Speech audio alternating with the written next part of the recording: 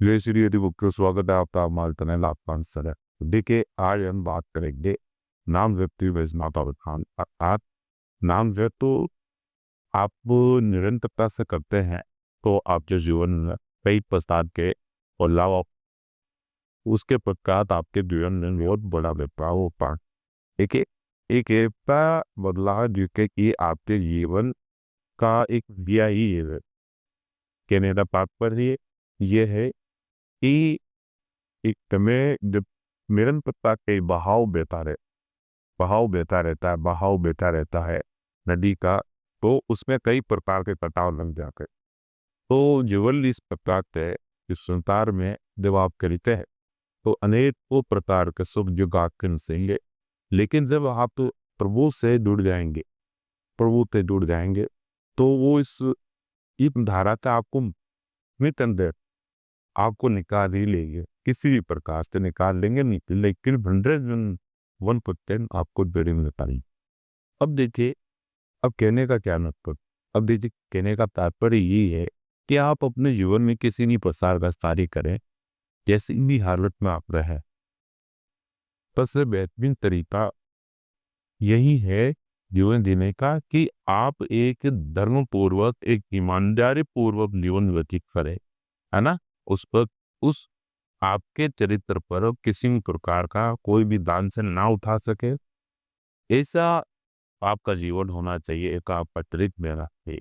लेकिन गीता जी में इसका ही उल्लेख हुआ है कि मैं जहाँ जहाँ धर्म है वहाँ वहाँ में, अर्थात ये भगवान स्वयं कह रहे हैं कि जहाँ धर्म होगा वहाँ मैं मिल जाऊंगा आपसे। अब आपको करना क्या, धर्म पूर्वक कार्य करें और आप अपने कर्तव्य को बहुत ही ईमानदारी पूर्वक करें। तो क्या होगा कि आपको जो एक वर्तमान समय में जो पैसे की ललक लग रही है, हाँ पैसा कमाना है, कैसा सना दीपक का पोपा और करोड़पति पति, तो उससे होगा ये कि आपको अगर उस धन पूर्वक कार्य से जुड़े रहेंगे तो ईश्वर निस्संदेह आपकी हर प्रकार की जरूरतों को पूर्ण करने कर देगा। और ये छोटी बात नहीं है, उसने ईश्वर ने पल भर मात्र में सृष्टि का निर्माण कर दिया है और अनेकों सृष्टि का निर्माण किया होगा, और वास्तविक रूप से अनेकों सृष्टि का निर्माण भी किया हुआ है। तो आपको आपके भीतर अगर एक अच्छी नीयत रही और एक ईमानदारी पूर्वक कार्य और प्रभु से जुड़े हुए रहने की एक नीति रहेगी, तो हर समय आपका कल्याण होता रहेगा। हर समय कैसे होगा कि हर समय वे आपकी बात को स्मरण करते रहेंगे, सुनते रहेंगे। आपकी प्रतिपल जो आपके मन के भीतर जो एक बहाव बह रहा है विचारों का, उस पर उनका ध्यान रहेगा, है ना, कि कहीं आप पर कोई संकट ना आ जाए, कहीं ये गलत विचारों से ग्रसित ना हो जाए। तो इस प्रकार से आपका हर प्रकार से ख्याल रखा जाएगा। अब अब कि किया किया जाए तो क्या किया जाए कि एक बिल्कुल सरल और सही चीज मिलती है कि जो आपका जीवन है भाई, आपका जीवन कैसा है, पहले ये आकलन कर ले, है ना। आपका जीवन कैसा है ये आकलन कर ले। अब आकलन कैसे करेंगे कि आप कहाँ पैदा हुए, किन लोगों के मध्य पैदा हुए, माता पिता कैसे है। देखिए प्रत्येक बच्चे के उनके माता पिता परमात्मा समान भगवान समान होता है, निसंदेह ये होता है। अब उसमें दोष नहीं निकालना है ना, कि भाई मेरे पिताजी तो शराब पीते हैं, माँ मम्मी से लड़ाई करते हैं, और मेरी माताजी मेरे पापा से लड़ाई करती है। तो ये संबंधों विच्छेद ना करें आप एक तरह से, उन पर दोष ना आरोपित करें। देखिए जो मिल चुका है, जो निर्धारित हो चुका है ना, वो बहुत ही अच्छा निर्धारित हुआ है। अब देखिए इसमें आप तो बदलाव कर नहीं सकते कि मैं अपने पिताजी को चेंज कर दूं, मैं अपनी माताजी को चेंज कर, तो यहाँ पर आपको कुछ नहीं करना। जिस स्थिति में आप आ चुके हैं उसमें कोई परिवर्तन नहीं होगा। लेकिन अब क्या परिवर्तन हो सकता है, आपके चरित्र में परिवर्तन हो सकता है।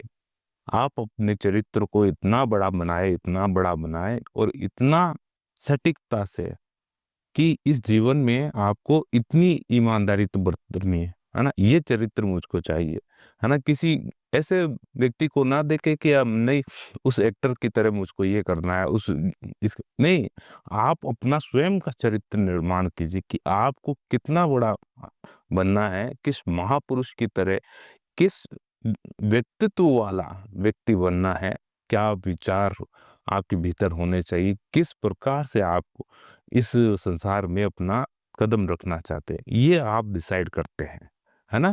शुरुआती रूप में एक बालक जो संस्कृति उसको मिलती है अपने परिवार में, उस प्रकार से वह हो जाता है।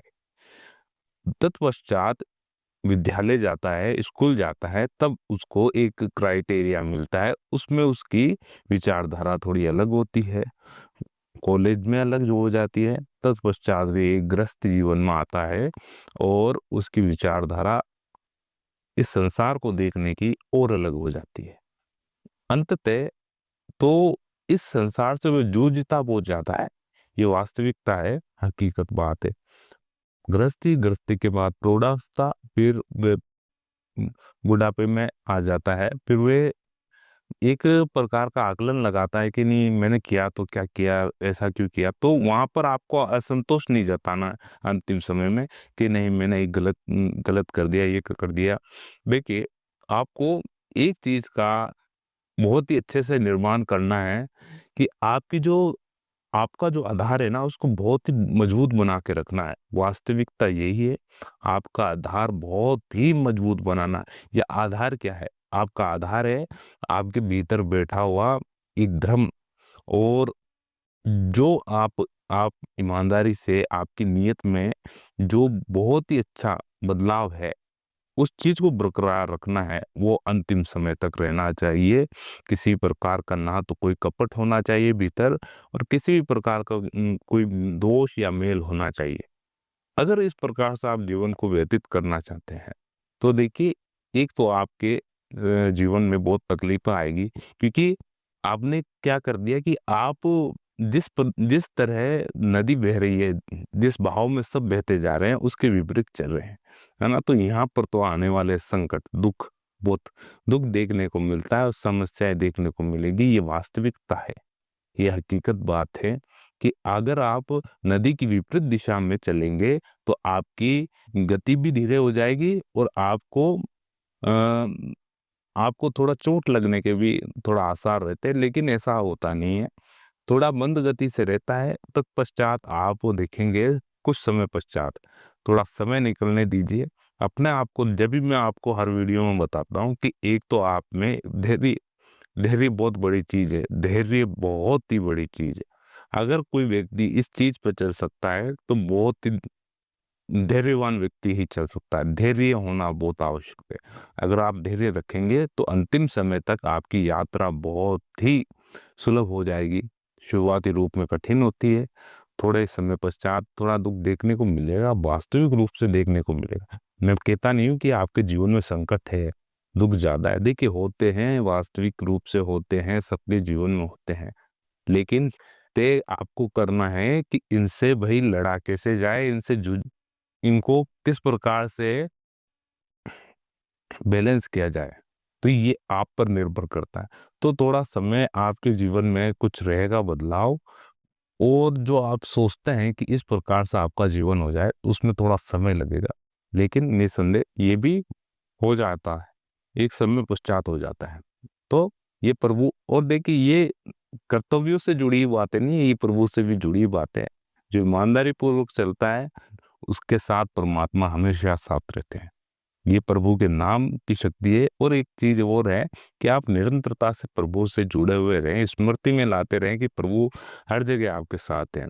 जितने भी लोग आपको दिखते हैं, जितने भी प्राणी जो चल रहे, हिल रहे, डुल रहे, उन पर यही स्मृति रखे कि इसमें भगवान का अंश बैठा हुआ।